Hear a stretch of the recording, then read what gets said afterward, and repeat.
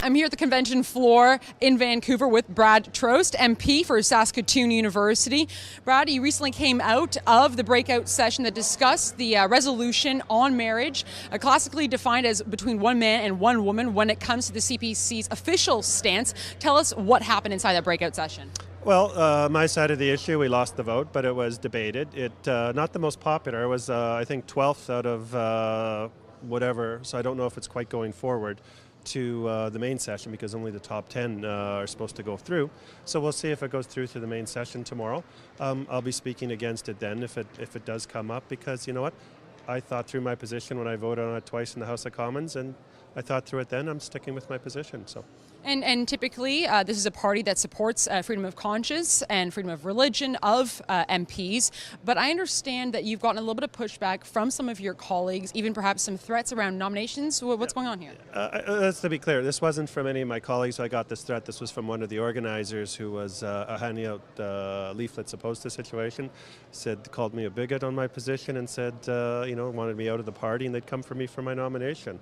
So, well, we'll see. I mean, I've represented Humboldt, Saskatoon University now in 5 elections. Even people who disagree with me know where I stand, and 3.5 years from now, I hope to be re-elected. So. I think that in a time where politics so lacks a spine, you are a breath of fresh air, agree or disagree with you. It's nice to see a man with principles. That being said, there was a little bit of theater inside the breakout session. I understand MP Michelle Rempel was crying at one point. What happened? What led to the tears? Yeah, Michelle can be fairly emotional, so she was crying when the vote came up. I think this has something to do with a family member or something. But, everyone's got their perspective. I've respected the MPs who disagreed with me when there was only 3 Conservatives. I think it's important for any Conservative who's held a position on this to be consistent. Because if you're going to flip-flop on this now, that means you really didn't think things through before. Even if we're not going to vote on this in the future, it's important to be clear what principles you value and what principles you stand for. There's no point flip-flopping.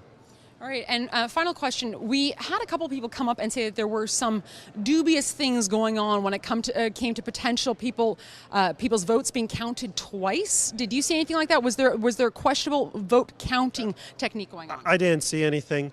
I mean, one of the people who was counting was one of the people who proposed the motion originally, so that was not very wise. So my advice to whoever, if this does go through, my advice to whoever is try to be above the board completely and not just be clean, but be seen to be clean.